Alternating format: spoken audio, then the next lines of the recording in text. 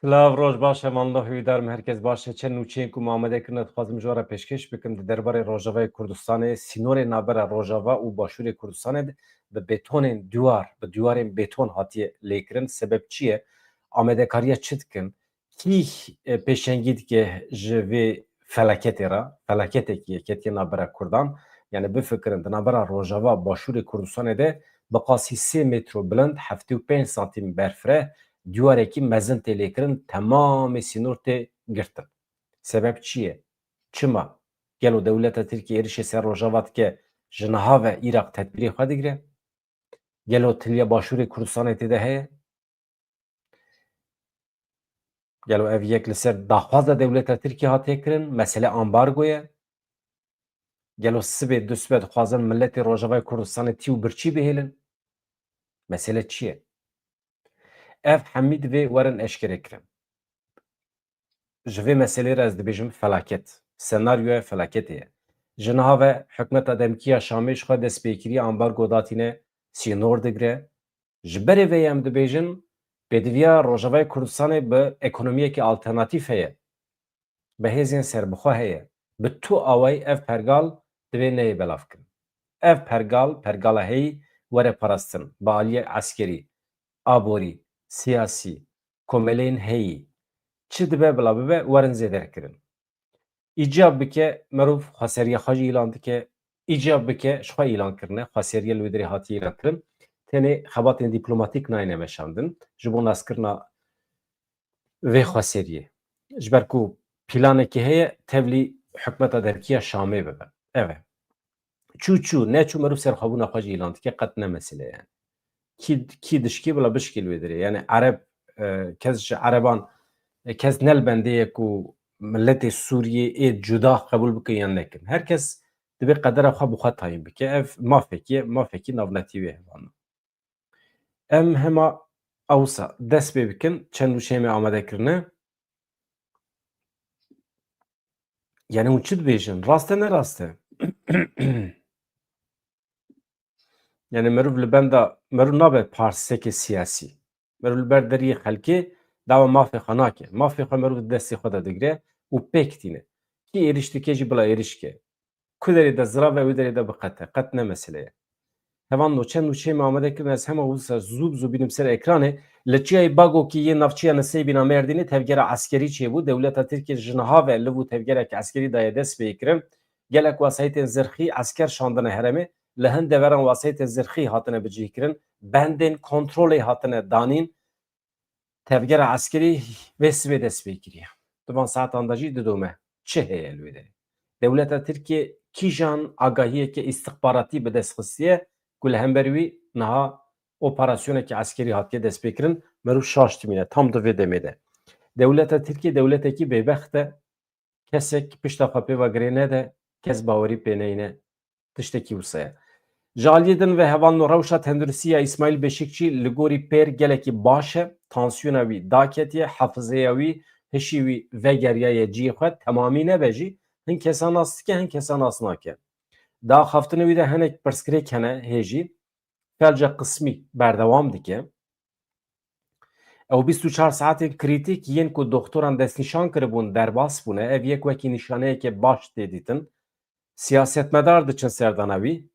Şandeyên cuda İsmail Beşikçî li nexweşxanê ziyaret dikin. Parlamenterê CHP Sezgin Tanrıkulu, serokê Waqfa İsmail Beşikçî İbrahim Gürmüz doçûbûn serdana wî. Piştî nîv jî ji Dem Partî hevserok Tuncer Bakırhan û Meral Danış Beştaş çûn serdana wî. Her duyan jî piştrast kir ku rewşa wî baş e. İsmail Beşikçî wesiyet kiriye ku li Amedê were veşantin. Li wê derê were defin kirin. Ji bo wî ji niha ve gorek jî hatiye amade kirin. Balkêş e, însanekî sax, merov ji bo wî gorekî amade bike nizanim yani tiştekî bêyom e, ez pir ji xwe ne taraftarım. Yani nizanim çima. Xanima İsmail Beşikçî niha li Enqerê defin kiriye eger ya merov çawa senaryo wisa çê dike? Yani dibêjin eger İsmail Beşikçî wefat bike em ê li Amedê defin bikin, em ê hevjîna wî xanim Beşikçî jî em ê ji Enqerê bînin li keleka wî defin bikin. Bifikirin. İsmail Beşikçî 85 sal ye. Xwîn çûbû ser mêjiyê wî wê rojê di Festîvala Belgefîlman de rakiribûn nexweşxaneya Fakülteya Tibbî ya Zanîngehê Dîcle. Belkî İsmaîl Beşikçi bi vîya wê dijî bi qasî 100 salan dijî, belkî 200 salan dijîn. Yani ji niha ve gora wî camîrê hazir nekir ji kerema xwe re nexweş e. Kêfa min ji vê nûçê re nehate vanna. Wekî din tiştek ku min dixwest ez nîşanê we bidim, min çima rakiriye nizanim. Ez hema ji we re bînim. Mamoste Berkem Bereh daxuyaniyekê daye di derbarê İsmaîl Beşikçî de min xwest ez bi we re parve bikim. Heqeten baş e mirov wisa nivîskarên Kurd jî bala xwe bidin ser nivîskarên dost. İsmaîl Beşikçî yek ji wan dostan e, yani dostê serekê milletê Kurd e. Hûn zanin ji nava milletê Tirk pir zêde dost dernakevin. Ê wê derketiye qenebe xwedî lê derkevin. İsmaîl Beşikçî jî bi rexnê xwe hinekî tûje. Ev hevan no ez hema vîya awsa amezin bikim. Mamoste Berkem Bereh hêvîdarim tu başî eger me temaşe dikî silav û rêz ji te re. Temaşenekî jî qet nexeme. Min xwest ez peyama te bi hevala re parve bikim. Tu jî di peyama xwe de dibêjî İsmaîl Beşikçî dostekî xas yê Kurdan e, enternasyonalîst e, zaniyar e, wîjdana mirovahiyê ye. Ew her li hemberî neheqî zordariyê bû kelehek hêvîdarim û bi duayên mazlûman vê carê yani ji bo xwe vê carê bo xwe rabe ser xwe. Gotinek xweş e. Bi duayên mazlûman vê carê bo xwe rabe ser xwe. Tamam. Şaîr Berkem Bereh li ser hesabê xwe X'ê di derbarê wî de saxî selametî xwestiye ev e peyam. Baş e? Wekî din hevan no. Heyeta Mesedê tevlî konferansa salane ya Partiya Karkeriya Liverpoolê bû. Ew jî li İngîltere desthilatdar e hûn zanin Partiya Karker. Ev fotoğrafê ku hûn dibînin li ser vê derê jî ew Serokwezîrê İngîltere ye. Ka em binêrin Mazlûm Abdî çi şandiye jê re. Heyeta Mesedê li wê derê ye. Lîderên partiyan tevlî bûn, parlamenter nûnerên sendîka rexistinên civakî yên sivîl tevlî bûn. Bi qasî 20,000 kes di wê konferansê de ciyê xwe girtin. Heta yekê cotmehê dewam dike. Di konferansê de kombûna herî mezin a salane ya partiyê ye. Karên sereke yên polîtîkaya hundirîn derve lê têne nîqaşkirin. Hevserokê tekiliyên bi gel re ê Rojavayê Kurdistanê Hesan Muhammed Alî li konferansê Mesedê temsîl kir li ser navê Rojavayê Kurdistanê. Alî bi heyeta pê re hem di çarçoveya konferansê de hem jî li derveyê wê hin danûstandinên di asta bilind dek kir. Hesan Muhammed Alî li Liverpoolê bi Serokwezîrê İngîltere Keir Starmer re hevdîtinekê pêkanî peyama fermandarê giştî Qesedê Mazlûm Abdî jî re ragihand. Abdî di wê peyama xwe de bang li dewleta Brîtanya dike ku di avakirina Sûriyê nû de pêvajoya aştiya navxweyî de bi rola pêşengiyê rabe. Rola pêşengiyê dî çi ye? İngîltere ji xwe pêşeng e ama xwe pir nîşan nade. Heyetê her wiha bi Wezîrê Parastinê yê İngîltere John Halley re jî hevdîtinekê pêkanî hewldanên tifaqê yên bi hikûmeta Şamê ya demkî re mijarên ewlekariyê yên li ser Sûriyê bi hev re nixandin. Bi Wezîrê Parastinê yê İngîltere re. Baş e. Mesedê eger bi wan re hevdîtin pêkanî be naveroka axaftinê elbet mühîm e. Mirov peyam dide hebûdû ama gelo hevdîtin li ser piya wisa silavdayîneke nezaketê ye. Yan rûniştine, guftûgo kirine, gihîştine encamekê. Ez bawer nakim gihîştibin encamekê. Hevan no nûçeyekê din heye, ew jî balkêş e. Di vê naberê de ez ê werim cema hevan no. Zû de em halê we nepirsiye. Ez ê hinek ji we re vî wext veqetînim ji kerema xwe re. Nûçeyên nû hebin, nûçeyên deqadawî hebin, pêşniyazê we hebin, pirsê we hebin ji kerema xwe re vê derê bipirsin. Ez hema di vegerê de min nûçe xilas kir ez têm cem we. Ana ez lê binêrim hem nûçe belav dibe hem konsantre xirab dibe. We got erê. Tamam. Endama desteya serokatiya PYD û her wiha hevseroka şandeya Bakur Rojhilatê Sûriyeyê ji bo ew ê diçe Şamê tê heyeta hevdîtinê Foza Yusuf em basa wî dikin. Bi cîhanîna sîstemeke navendî li Sûriyê wekî bombeyekê demkî binav kir. Yani Sûriye eger navendî be ev bombeyekê di hemêza milletan de ye her dem dikare biteqe. Siyasetmedara Kurd şiyarî da ku eger ew bombe biteqe wê Sûriye were dabeşkirin perşekirin. Foza Yusuf her wiha ragihand ku ew ji bo danûstandinan amade ne. Lêbelê neyê ne amade hikûmeta demkî ya Şamê ye. Ji ber ku bersiv nade. Çima bersiv nade? Qurabiye, diqada navdetî wî de hêdî rewabûn bi dest xistiye, meşrûbiye. Çima qebûl bike? Çima qebûl bike? Yani dî dünya alem wî nas dike. Merû divê destê xwe zû bigire. Destê xwe zû bigire, siyaset valahiyê naxwaze. Te dema xwe de çi kir? Wextê heteşe hê lawaz bû, êrişkar bû, qatil bû, dibe hemen zor lê bihatakirin were serê xwe xwar ke, via îmzêke û qebûl ke û xilas. Sûriye em bi hev re birêve dibin, em bi hev re ava dikin. Nakî neke. Mantıqa di destê Colanî heteşê de ne müsaide ji bo pêkanîna demokrasiyê. Demokrasî ji bo wan çûyîne ser kufrê ye. Suç e. Yani li gorî ola wan suç e. Demokrasî. Yani mirov ji masiyekî re dikare bêje rabe bifire. Nikare firde masî. Li gorî xwezaya masî ne firdan.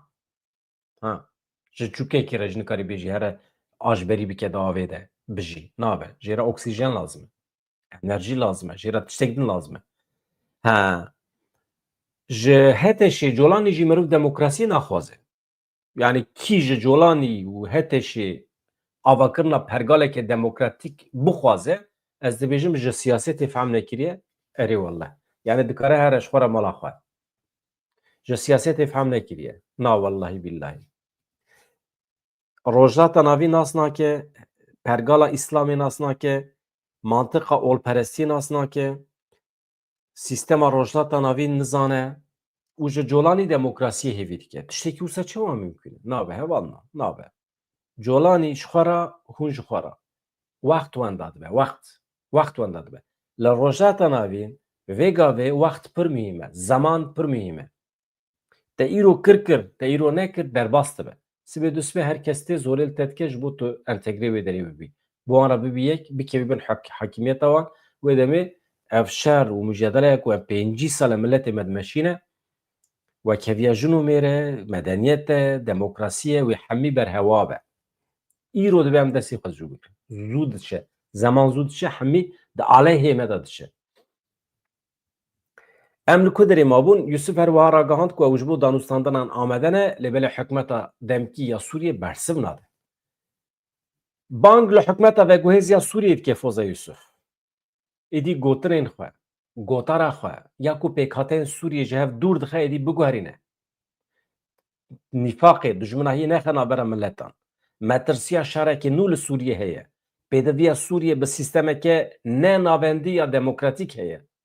Rast e. Foza Yusuf bi cîhanîna sîstemeke navendî çawa ku heteşe dew dike, wekî bombeyeke demkî binav kir. Li gorî gotina wê, her dema ew bombe biteqe, wê Sûriye bi axa xwe ve, bi milletê xwe ve dabeş bibe, perçe bibe. Em ji bo danûstandinan amade ne, lê Şam bersivê nade.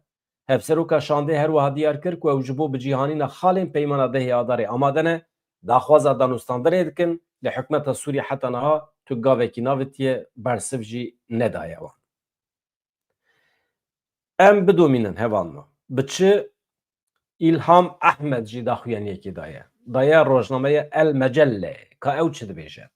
Ji ber ku doh weşana zindî ji wan re çênekiribû ev nûçeyên don e, ama dîsa jî di rojevê de ne mesele eynî mesele tiştekî neguheriye. Hevseroka Daîreya Pêwendiyên Derve ya Rêveberiya Xweser İlham Ehmedê ragihand ku hatiye pêşniyazkirin, pêşniyazê wan hatiye kirin ku Mazlûm Abdî bibe Wezîrê Parastinê yê Sûriyê. Ji El Mecellê re axifiye behsa hûrgiliyên danûstandinên bi hikûmeta demkî ya Sûriye re kir. Çi got? Bahsa nakokiyan kir. Niha îro helehazir di navbera Rêveberiya Xweser û Şamê de nakokiya sereketçî ye. Du nakokî hene. Yek, tekiliya Hêzên Sûriya Demokratîk Hesedî û Artêşa Nû ya Sûriyê wê çawa be. Ev nakokiye li hev nakin. Tamam. Hikûmeta Demkî ya Şamê dibêje werin tek tek, fert fert tevlî artêşa me bibin, yani tune bibin, dewleta Tirkî jî wisa dixwaze. Tamam. Entegre bibî, daxil bibî ama çawa. Ev yek. Qesedê jî dibêje na. Ez wekî Qesedê bi 100,000 şervanên xwe ve tevlî dibim. Li herêma xwe me hemî meeşên Qesedê jî wê ji aliyê hikûmeta navendî ve were dayîn. Em artêşin. Em jî axa Sûriyê diparêzin, hûn jî diparêzin. Em zî asayişê pêk tînin, hûn jî asayişê pêk tînin. Şervanê me wê bibe beşekî artêşa Sûriyê lê serbixwe. Îja li hev nakin. Ava ye nakokiyek e. Nakokiya din çi ye? Siber roja rêveberiya Xweser bi sîstema Sûriyê re, yani bi gotinekê din, tekîliya di navbera nenavendîbûn û navendîbûnê de. Hinek dibêjin aliyê Sûriyê, aliyê dewleta Tirkiye tev dibêjin navendîbûn, her tişt ji Şamê were bi rêve bibirin. Ême jî dibêjin na. Şam bila hebe ama sîstema heremî bire hebe. Erk zêdetir bidin herema, bila nenavendîbûn çê bibe. Durzî li herema xwe, Elewî li herema xwe, Kurd li herema xwe, milletekî din dewî bike ew jî li heremê xwe bikaribin xweser bibin. Mesela bifikirin hevanno, di nava dewleta Sûriyê de, wana dewletên Sunî ne, yani dewletek netew nine, netewekî bi navê Sûriye tune ye.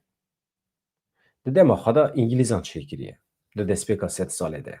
Wextê ku Osmanî cehenimîn derketin, İngiltere derneketin, hatin derxistin. İngiltere, Fransa ji xwe re dewlet çêkirine, Îrak, Ürdün, Sûriye ji xwe re çêkirine. Yani li ser meseleyekî erdnîgarî lêkolî nekirine, sosyolojiya herêmê lêkolî nekirine, eşîret hene, êl û eşîrên Ereba hene, ji xwe re êl û eşîr jî perçe bûne. Mesela bi nekevim detayê, yani we fehm kir. Vana sînorên Sunnî ne, dewletên Sunnî ne. Ja Kurdistan jî perçe bû çû. Welhasıl ne meseleye, em nekevin nav va meseleyan. Îjar wextê ku Sûriye nenavendî be, rêveberiya Xweser jî xwe bi xwe rêve dibe. Di nava rêveberiya Xweser de jî mesela milletê Asûrî bixwaze ew jî xweser dibin. Di nava Xweseriyê de xweserî.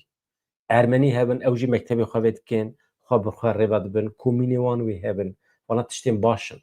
Ez Ermenî bim, li Rojavayê Kurdistanê bim, ez naxwazim zarokê me bi Kurdî here mektebê. Bila Kurdî fêr bin ama bila Ermenkî fêr bin. Bila Ermenkî biçin mektebê. Ez ê ji wara mamoste peyda bikim. Bütçe bila ji rêveberiya Xweser were. Wana tiştê xweş in. Ji bo Asûriyan, Sûryaniyan, milletê me Sûryanî jî dîsa bi vîya we. Ji bo Türkmenan nizanim. Türkmen tune ne li wan de re. İnkar em jî bikevin înkarê. Na, ne wisa ye. Milletê me Türkmen jî belkî bi eslê xwe digihêjin Kurda. Ne wisa ye. Belkî ew jî bi eslê xwe Kurd in. Yani navê wan biye Türkmen.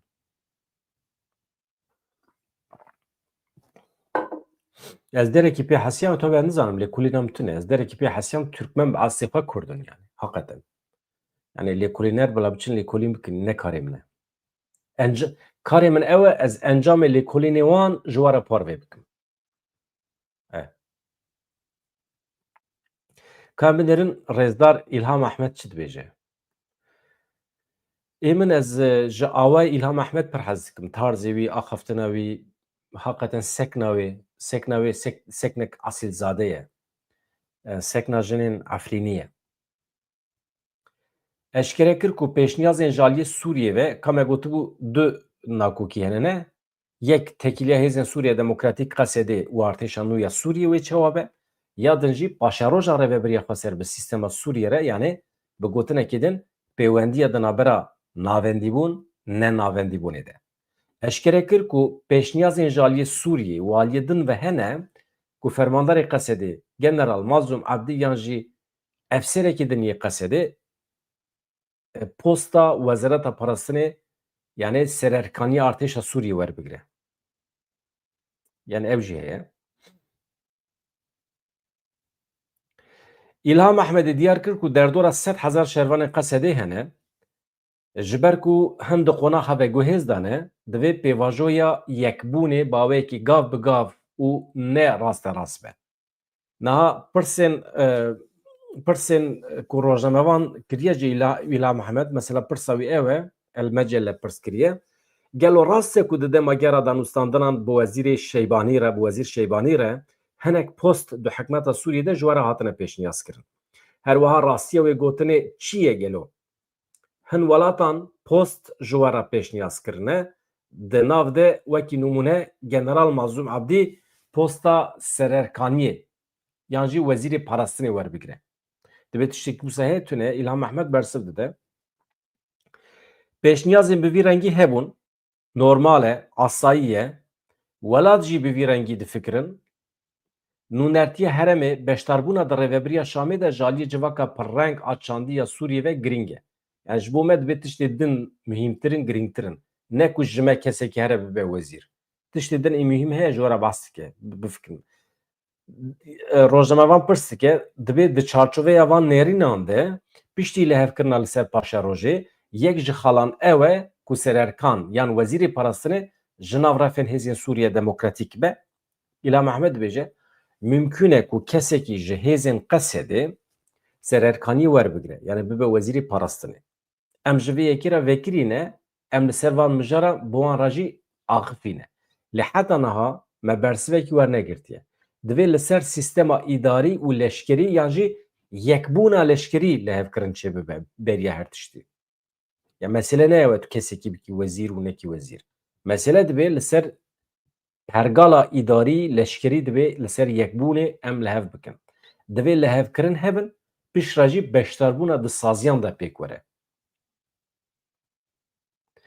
Ya mühim jî tiştekî dijî hebû dibêje a mühim ew e di destûra bingehîn de hebûna rêveberiya Xweser, hebûna Kurdan were garantî kirin. Mesela di vê derê de dibêje binêrin mijara gihîştandina lihevkirinan a di derbarê danezana destûrî de. Ev ji bo me pêşîntirin. Ew e. Destûra bingehîn. Em vana dinirxînin lê bêguman garantiya danezana destûrî ji bo me ya herî girîng ew e. Mesela tu îro tiştekî nexî destûra bingehîn tu Mazlûm Abdî yan jî kesekî din ji Qesedê bikî wezîr sibê dîsa ji wezîfê tê girtin em vegerin serî. Wisa nabe em venagerin serî. Sûriye ava dibe em bi hev re ava dikin, em bi hev re têde cih dikirin, em bi hev re destûra bingehîn dinivîsînin, hebûna Kurdan û a milletê me din hemî têde cih digire, dirzû dibe, Sûriyan dibe. Em bi hev re ava dikin vî dewletiyê. Avakirina dewleta Sûriyê. Yani kî gotiye Kurd dewlet naxwazin? Binêrin Kurd dewlet dixwazin. Dewleta Sûriyê dibe dewleta Kurd û Ereban çima nebe? Dibe yani. Dewleta Kurdistanê vê gavê hinek zû ye. Yan jî ne zû ye. Yani divê merov pergalekî bibîne. Merov bikaribe bikî ve navê. Heval em bidomînin. Baş e İlham Mehmed a xeftina wî bi vî şiklî bû. Wezîrê Karê Derve Tirkiye Hakan Fidan Akifî ew jî doh Akifî tabii doh min nûçe çê nekirin ji bo wî ez îro ji we re behs bikim. Yani dibêje li ser hevdîtina Serokkomarê Tirkiye Tayyip Erdogan û Serokê Amerîkayê Donald Trump dibêje mijarên Sûriye hatin guftûgû kirin. Her du welat li ser yekparçebûna axa Sûriye hemfikirin. Yani evaya çiqas rast te nizanim Fidan belkî ji ber xwe derdixe. Na rast e. Yekparçeyî axa Sûriye em jî dixwazin ya. Ez na ama rêveberiya Xweser dixwaze yekparçeyî axa Sûriye. Dixwazin yani. Wezîrê Karê Derve Tirkiye Hakan Fidan li New Yorkê ji rojnamegenan re axifî li gorî nûçiya NTV televizyona Tirkiye Fidan diyar kir ku hefteyekî li New Yorkê ew ketine nava trafîkekê ciddî ya dîplomasiyê gelekî derdoran re hevdîtin pêkanîne.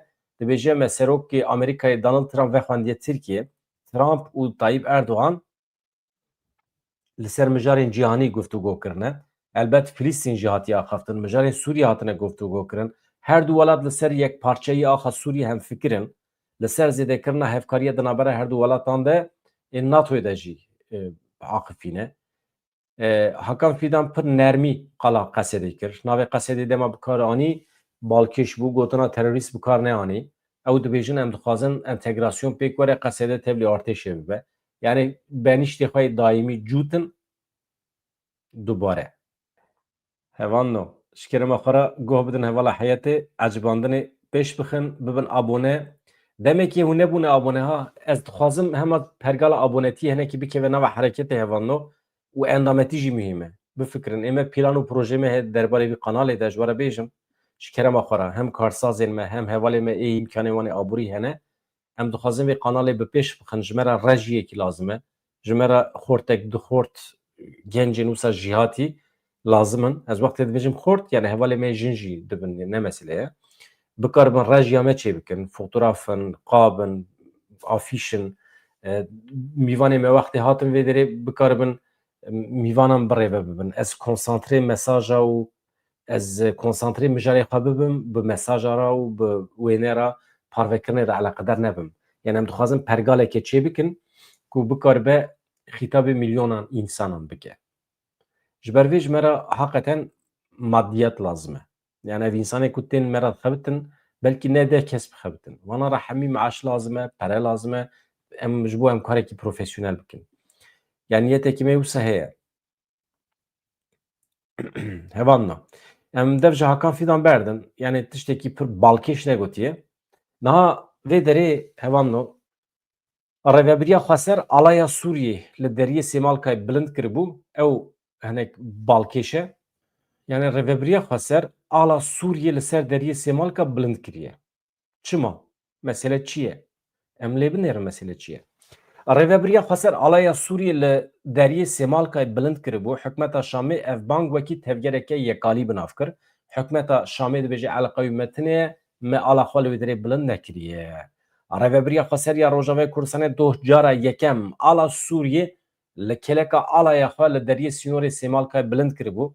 Hikûmeta Şamê dibêje eleqew me tinê me zorê li wan nekiriye. Ev pênga wekî tevgereke yekalî binav kiriye.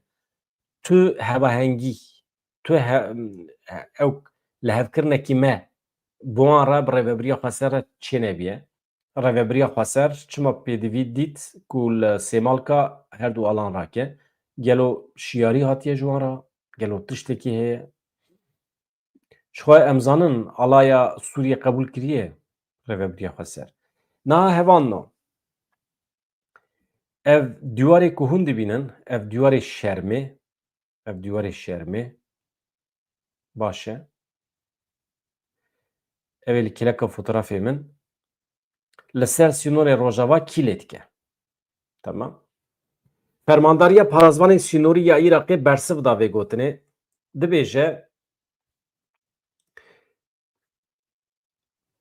ev dîwar ji aliyê me ve tê lêkirin. Yani êdî xwediyê vê dîwarê derket ji ber ku beriya niha gelek kesan digo Başûrê Kurdistanê rêveberiya Başûrê Kurdistanê vê dîwarê lê dike. Paşê jî Fermandariya Parrazvanên Sînorî ya Îraqê bersiv da got em in yê ku dîwar çê dike. Dîwarê di navbera Başûr û Rojavayê Kurdistanê de tiştek balkêş e ji bo me Kurdan, dram e, skandal e, rûreşî ye. Plana Îraqê ew e sêgoşeya sînorî, sînorê fermî dibêjim. Îraq, Sûriye, Tirkiye bi dîwarên betonî were girtin. Baş e, çima? Plan çi ye? Çima îro rabûne sînorên nava Kurdan zexm dikin, bi dîwarên betonî bilind dikin? Dixwazin Kurdistanê heftê heft carê dijî perçe bikin, têrê nake, îjar bi dîwarên betonî bi ser meselê bigirin. Plan ew e ji sînorê rêveberiya heta pêşxabûrê tevahiya sêgoşeya sînorî ya di navbera Îraq, Tirkiye, Sûriye de bi dîwarekî betonî yê zexm were girtin. Dîwar çi qas bilind e? 3 metro. Yani bi qasî 2 caran bejna însanekî bilind e. Însan dikarin wê derê derbas bin. Pirehiya wî heftê û pênc nêzê metrokî ye. Ew qas qalin de. Yani bombe lê kevin tesîr nake. Sînorê Îraqê bi Tirkiye re hûn zanin çi qas ye? 335 kilometre ye. Bi Sûriye re jî 618 kilometre ye. Bi Îranê re jî pir zêde ye 1420 kilometre ye. Na ez bi xwe difikirim du îhtimal hene hevan no. Du îhtimal hene. Yek îhtimala bêşer, yek ya bişer. Em bi hevra senaryoyê wî çêkin. İhtimala bêşer, milletê Rojavayê Kurdistanê mehkûmê birçîbûnê bikin. Dîwar lê dikin ji bo ku millet derbasî aliyê Başûrê Kurdistanê nebe, aliyê Iraqê nebe, derbasî Şengalê nebe, neçe tu derekî. Ew hemî sînor bi dîwarên bêto were lêkirin. Wê demê çi dibe? Vana mecbûr dimînin teslîmê hikûmeta Demkî ya Şamê bibin. Tam berova jî hikûmeta Demkî ya Şamê jî ew ê dewlemend bibe bi perê Qetarê, bi perê Suedî Erebistan, bi perê Tirkiye. Perê Tirkiye tune ye lê xizmeta Tirkiye wê hebe. Eger İsraîl destûr bide nizanim, ji ber ku hikûmeta Demkî bi İsraîlê re ji hev dike. Li wê derê dewlemend dikin weke cinnet, herkes digihêja Refahê, milletê me ê Rojavayê Kurdistanê jî ji ber bêpergaliyê roj bi roj lawaz dibe, feqîr dibe, tune dibe. Herçend petrol di desta be, qismekî petrolên li Dêre Zorê jî ew ê ji desta bigirin, teslîmê Şamê bikin. Vaya ez ji we re dibêjim plana bêşer e. Yani çima diyar tê lêkirin ez behsê wî dikim. Di navbera Bakurê Kurdistanê, Rojavayê Kurdistanê de jî diyar tê lêkirin. Diyar neyê lêkirin jî kesekî newêre derbas bibe ji ber ku tu jî eskerin, tu jî têlin, heta tîranê heye. Nahêlin derbas bibe. Ji xwe diyar ji berê ve jî heye. Baş e. Ev yek eger plana şer çê bibe, plana şer jî ji xwe heftê û heft dewlet êriş nakin. Amerîka lambeya kesk vê dixe, çawa ku li serê kaniyê li Efrînê çêkir. Efrînê lambeya kesk Rûsyayê vêxistibû. Li serê kaniyê jî Amerîkayê lambeya kesk vêxistibû ji Tirka re. Hatin ketinê komkujî pêkanîn. Milletê me koşber bû, perîşan bû. Îja niha îhtimal heye, îhtimala bêşer me ji we re got, îhtimala şer jî eger êriş bikin, milletê me nikaribe derbasî Rojava Başûr bibe. Dîsa di nava feqiriyê de bin, dîsa mehkûm bibin, dîsa mecbûr bibin teslîmê rêveberiya Şamê bibin. Yani planên bi şer jî heye, bêşer jî heye. Kurd kîjan planê qebûl bikin, ew ê wî planê bînin serî. Eger Kurd zêde berxwe bidin, ew ê plana şer bixin dewrê. Yani daxwazên Sûriyê qebûl nekin, ew ê plana şer bixin dewrê. Ew wisa ye. Eger qebûl bikin ji xwe problem namîne. Problem namîne ji ber ku diyem ji xwe re hêdî hêdî dihelin yani ne mesele ye. Dedît helandin jî çareseriyekê yani. Merû dikare bihele. Merû çawa dihele? Merû sazî û dezgehê xwe ava dike, mezin dike, geş dike, bi milyonan pere dixe xizmetê, însanan dixe xizmetê. Paşê jî merû hêdî hêdî wana dihelîne, xilas dike. Ev jî rewşekî însanî ye yani. Merû dike. Normal e. Dibe yani dünyayê de. Ji ber ku têkçûn eger di zimanan de gotina têkçûn hebe, xuyayê têkçûn heye yani. Normal e yani. Serkeftin çawa heye, têkçûn jî heye. Reş çawa heye, spî jî heye. Yani serkeftin nebiye têkçûn jî tune bû. Têkçûn nebe serkeftin tune. Wana hevû du xwedî dikin. Ji bo wî bi qasê serkeftinê wendakirin jî heye. Dibe yani. Çima nebe? Merûv çi bike yani em rabin hevû du mehkûm bikin. Hêz û quweta me ev e, mantıqa me ev e, mejiyê me ev e, zanîna me ev e. Yani merûv çi bike? Sûcê kesî tune ye. Canan sûcê me nine hevan no. Heqeten sûcê me nine. Em li rojata navîn hatine dünyayê. Mantalîta me wisa şekil girtiye. Em ketine bin tesîra Kemalizmê. Em ketine bin tesîra ol. Em ji netewperweriyê dûr ketine. Ji em nêzê netewperweriyê bin jî mejiyê me ê ku bikaribe sazî û dezgehan bi rêve bibe tune ye. Mejiyê me ê ku bikaribe dewletê bi rêve bibe tune ye. Tune a li ortê ye. Mesela em rabin bibêjin mesela em rabin yek gotinekî bibêjin bes e ha ji dunya alemê re. Ya çikê xelkê heye bila ême jî ew be. Em netewin ne netewin, em netewin. Ha hin Kurdê me belkî bêje em ne netewin. Em ne tiştekin. Ama madem em netewin yani ulus yani nasyon madem em nasyonun heqê nasyonê xelkê çi ye bila ême jî ew be. nekê min zêde veya gotinekê tu wextê vê bixî slogan problem tune ye wê demê daxwazê te zelalan kifşe ne suç e no çima em vê naxwazin çima em sloganek dernaxin nabêjin ê xelkê çi heye ê me jî ew hebe nekê min zêde sloganek xweş e çi ye çima çikê tirka jê me zêdetir e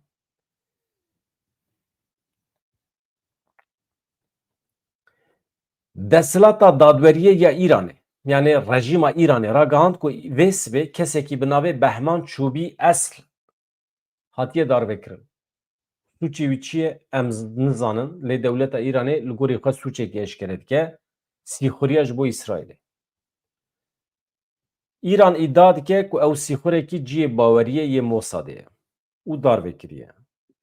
Kesê ne sîxur jî darve dike her kesî darve dike salê hezar kesî darve dike dewleta Îranê. İnsanê ku di şer da tên kuştin ji wî hêjmarê zêdetir e.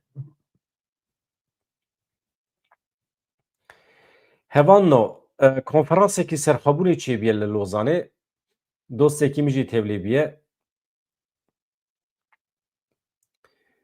erê wallah Baban Elyasu demekî dirêj e li Cenevrê dijî û gelekî pêş ket xwe pêş xist siyasetmedarekî jî hatiye ew jî tevlî vê konferansê bûye. Konferans bi kîjan wesîlê pêk hatiye bi wesîleya salvegera heştemîn ya referanduma serxwebûna Kurdistanê. Îja bûyî konferansek li Lozanê pêk hatiye sembolîk e ji ber ku Lozanê konferansa perçebûna Kurdistanê çêbû bû niha ji bo serxwebûna Kurdistanê ji li wê derê konferans têne çêkirin watedar e yani. Konferans doh pêk hat 28 Eylûnê bi pêşengiya Konfederasyona Komeleyên Kurdistanê ya Ewropayê bi piştgiriya partî û saziyên Kurdistanê pêk hat. Beşdarên konferansê Kurdên ji çar perçeyên Kurdistanê bûn yên li Ewropayê elbet. Mîvanan balkişan ser giringiya yeketiya Kurdan ji bo serxwebûnê. Dibe milletê Kurd li hev kom bibe yek derd û kulê xwe ji hev re parve bike û hedef armanjî serxwebûna Kurdistanê be. Armanca vê konferansê ew bû. Siyasetmedarê ji Rojhilatê Kurdistanê dostê min Baban Elyasu jî tevlî bû. Vê derê silav û rêzê xwe dişînim jê re. Nêrînê xwe anî ziman. Demekî ez firsend bibînim ez biçim cemî em tevlî YouTubeê bikin. Ka em binêrin ew ê çi ji me re bêje. Referanduma serxwebûna Kurdistanê 25 Eylûna 2017 pêk hatibû li Başûrê Kurdistanê. Ji sedî 92.73 yani ji sedî 93 hûn bêjin. Xelkê ji bo serxwebûnê gotibû erê. Erê. Gotibû erê. Ama ne Amerîka, ne İngiltere, ne welatên Ewropayê, ne jî Tirkiye, ne jî tu kesekî qebûl nekiribû.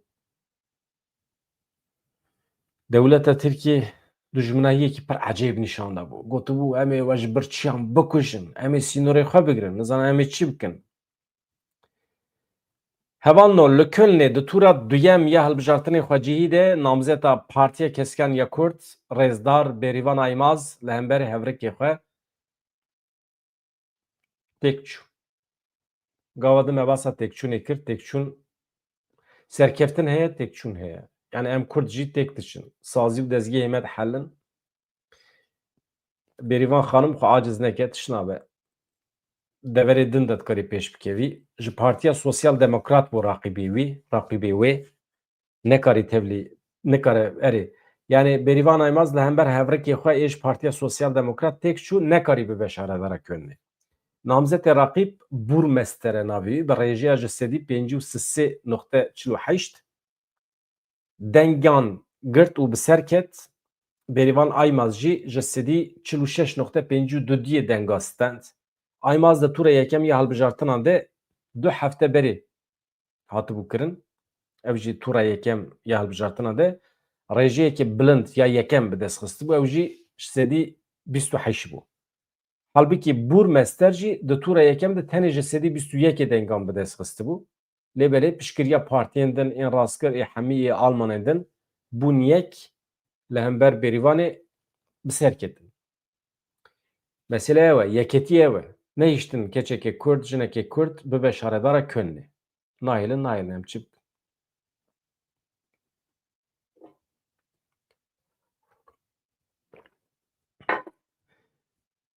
Ez êdî hevan ez hakikaten ji ber têkçûnê dî ez xwe nayişînim. Ji xwe tansiyona me bilind biye ez rezîl û riswa bûme mesela nexweşiyê de. Yani merov divê li gorî xwezayê te bigere. Li gorî xwezayê. Niha tu însanekî perwerde nedîtibe, însanekî pêş neketibe, tu nikarî jê doktoriyê hêvî bikî. Tu nikarî bibêjî bibe doktor, bibe doktorê min. Tu ne kapasite tu ne, zanîn tu ne, ew qas e. Kurd mîna xwe ne hevan. Kurd bi qasê xwe ne. Ji ber vê yekê li rojata navîn bûne bindest, ji bindestiya xwe jî razî ne û pir kêfxweşin jî, ji entegrasyonê re jî dibêjin erê, ji bindestiya xelkê re jî dibêjin erê, ê temam, ser çavê me, qet ne mesele ye.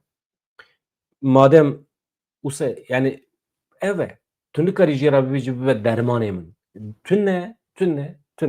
Ne hêz heye, ne quwet heye û ne jî kapasite heye. Ew qas e. Ez dixwazim hûn li vê fotrafê binêrin, paşê em li ser şîrovê bikin, binêrin.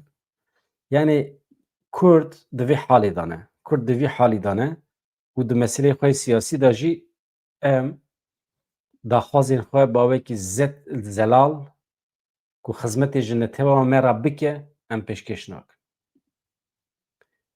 A ji were.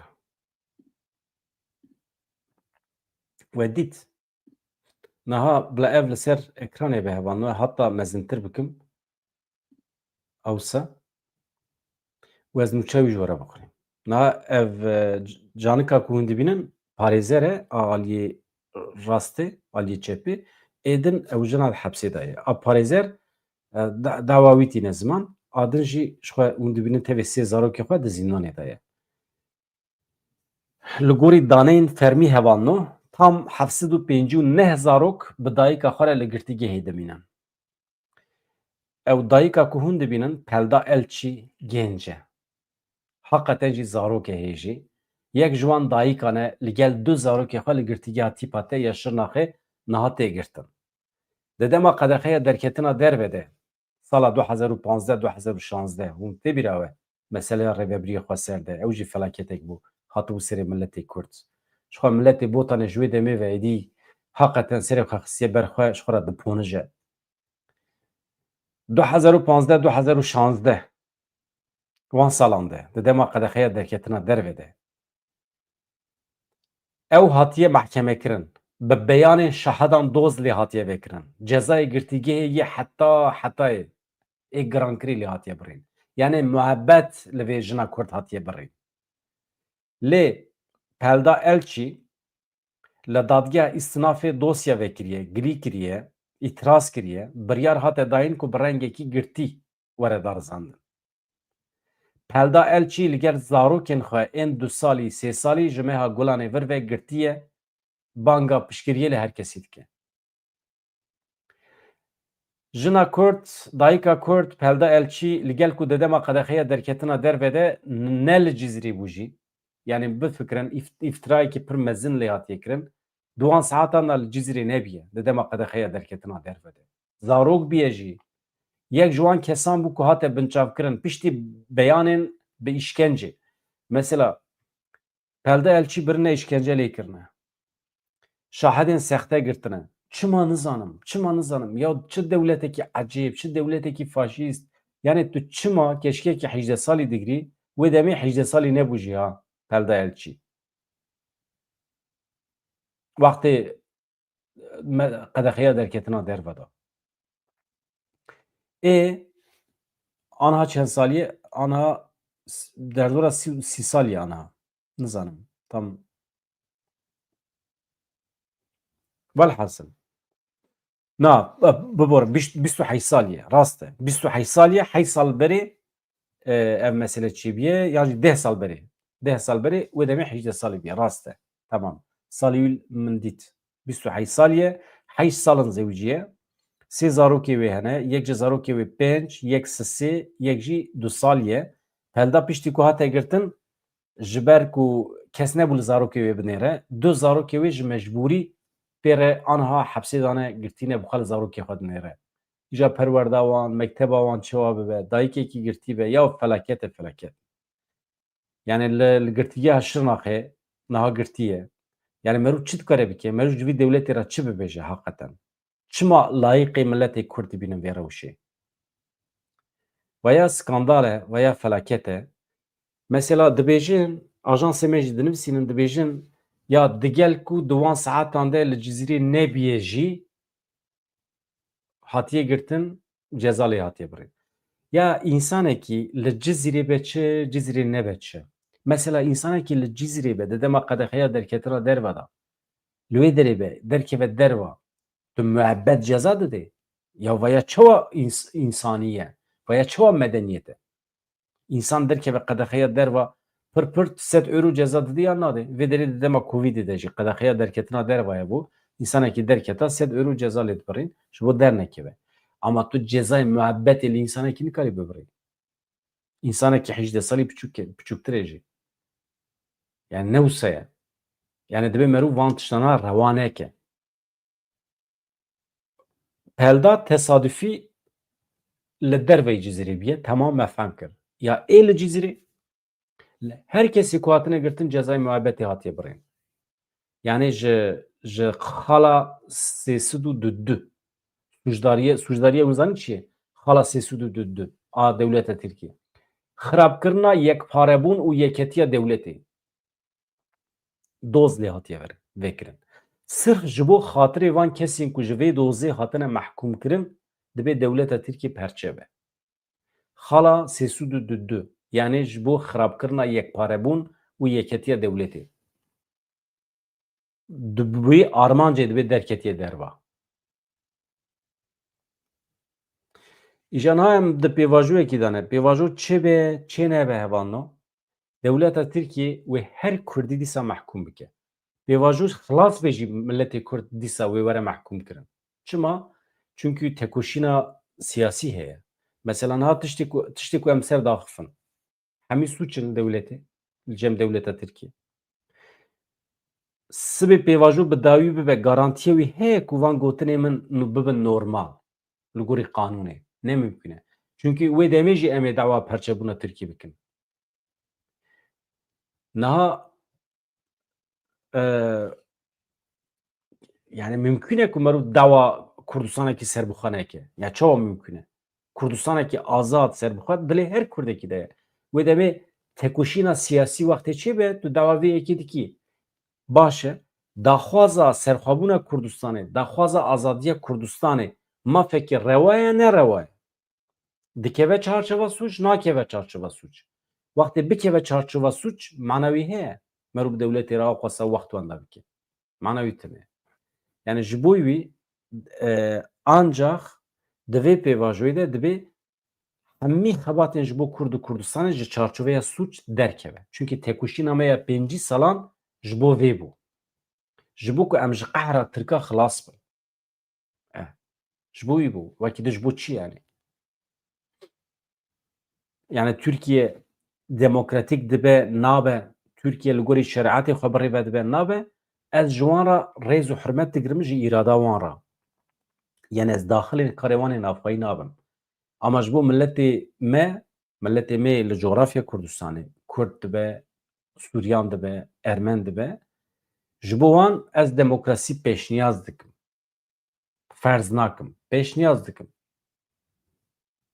Belkî ew jî olperestin, belkî ew jî şeriatê bixwazin.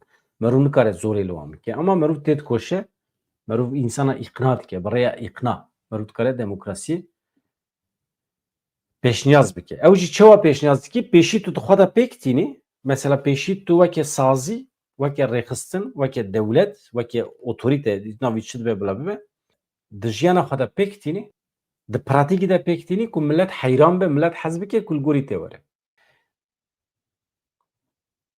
Hevando Serokkomarê Misrê Abdulfetah Sîsî bertek nîşanê bangên ji bo derbaskirina bi zorê ya alîkariya ji deriyê Sînorê Refahê da. Yani Sîsî dibêje bila kes ji min nexwaze ku ez li ser jiyana Misriyan xumarê bilîzim. Ji bo alîkariya bi zorê ya ji bo Filîstîniyan dibe ez nakevim nava şer. Ji bo Filîstîniyan dibe ez milletê xwe naxim nava şer. Ez alîkariyê bi zor nabim. Ez ancak dikarim bi İsraîliya re lehev bikim, wisa bi rehetî deriyê Sînor derbas bikim. Derdê min ev e dibe. Sîsî wisa tevdigere. Ev yek. Di hilbijartinê Moldovayê de Partiya aligiri Avrupa'yı bir serket ev jî nûçeyekî balkêşe di hilbijartinên parlamentoya Moldovayê de Partiya Çalakî û Piştevaniyê PAS ya bi serokatiya Serokomar Maya Sandu ku aligiri Avrupa'yê ew bi serket hevanda. Li gorî encamên fermî ji sedî nû û neh noxte pêncî û dudiyê dengan hatine jmartin di encamê de jî pasê ji sedî pêncî dengan girt. Bloka welatparêzan ya alîgirê Rûsyayê jî ji sedî bîst û çar noxte bîst û şeş deng wergirtin. Yani di rêza duyemîn de li vî welatî Sovyeta berê nüfusa xwe nêzî 2.4 milyon mirov e. Ya mirov ji qas aciz dibe ya. Nüfusa wî 2.4 milyon e dewlet e. Em jî 40 milyon zêdetirin em nebûne dewlet. Rêjeya tevlîbûnê ji sedî pêncî û dudiyê sed kursiyê parlamentoyê hene. Yani nake nîvê Amedê ya. Nake Amed binêrin. Moldova bi xwe nake qasê Amedê dewletê xwe bi rêva dibe, xweser e. Na arkadaş, na Kurdistan lazım e. Bi Xwedê Kurdistan lazım e. Bi vî awayî nabe. Ama dibe. Ya ez cara yekem ez nüfusa Moldovayê dibînim dîm bûm yani. Ev hilbijartin ji bo biryardana li ser yeketiya Ewropayê yan jî Rûsyayê ji bo Moldovayê giring e. Çünkü ew jî niha dibêje em derbasî yeketiya Ewropayê bibin yan jî em dibêje em Rûsyayê cihê bigirin. Ev çi ye? Ev jî zewacên li Kurdistanê ne. Li gorî amarên Encûmena Dadweriyê yê Herêma Kurdistanê rêjeya hevberdanê dasteyekê metirsîdar daye. İnsan hevû di berdidin. Amarê giştî yên 4 salên da wî nîşan didin ji sed zewacan 24 bi hevberdanê diqedin. Li Herêma Kurdistanê di navbera salên 2021-2024 de bi giştî 52.362 hevberdan hatine qeydkirin. Silêmanî mixabin di rêza yekem de ye. Li gorî amaran di nava 4 salên da wî de herî zêde hevberdan însan hevû diberdidin zewac hildiweşin li Silêmaniyê çêbûye. Li Herêma Kurdistanê zewac çima xirab dibin hevan da? Hevû di berdan çima zêde dibin? Zewac çima kêm dibe? İnsan kêm dizewicin. İnsan naxwazin qehra hevû di bikişînin. Çima? 2021 li Duhokê mesela numune 1796 hevberdan hatibûn tomarkirin. Li ev hejmar di sala 2024 da derketiye 2033 yani zêdetir bûye. Ev yek nîşan dide di nava 4 salan de rêjeya hevû di berdanê li Duhokê ji sedî 13 zêde bûye. Derdikeve holê ku li Herêma Kurdistanê ji her sed zewacan 24 ji wan berdidin. Ev yek weke nîşaneyeke civakî ya giring tê dîtin. Mixabin mesele ev e. Ya Moldova ez aciz kirim hevalna ya. 2 milyona nîv nüfusa wî ye ji xwe re dewletê hilbijartinê xwe pêk tîne îja niha di qirarê de ye. Em derbasî yeketiya Ewropayê bibin yan derbasî Rûsyayê bibin. û em ji li vê derê dipelpitin Rojavayê Kurdistanê 5-6 milyon nüfus, Başûrê Kurdistanê ne 10 milyon em nebûne xwedî statûyekî ji ya dewletbûnê berde. Yani ji bo wî em herhalde em ji qelb diçin, em ji tansiyonê diçin. Ez qet mesele ne hevalna. Nûçeyên ku min ji we re amade kirin ev bûn. Tiştekî awarte eger tune ve ez tenê ji we rîca dikim hevalê nebûne abone bibin abone, hevalê nebûne endam ê îmkanê wan hene tabî. Bibin endam, endametî jî linka wî zanîn ku derê ye. Fotoğrafê min li ser rûpela serekiya ya YouTube'ê fotoğrafê min heye li wê derê linkekê ye. YouTube dinivîsînim. Pêlêkî li wê derê endametî derdikeve. Vaya gelek mühîm e ji bo pêşxistina kanala me. Ber bê êvarê saet 21 de ez ê ji we re bernameyekê pêşkêş bikim. Mîvanê min hebe yan tune be ez ji we re muheqeq 21 de bülten pêşkêş dikim. Saheta me dest bide mala we ava. Di vê naberê de saheta min jî ber bê başiyê ve diçe yani nexirabim başim yani. Bi hêviya rojên xweş azad dem baş hevan da.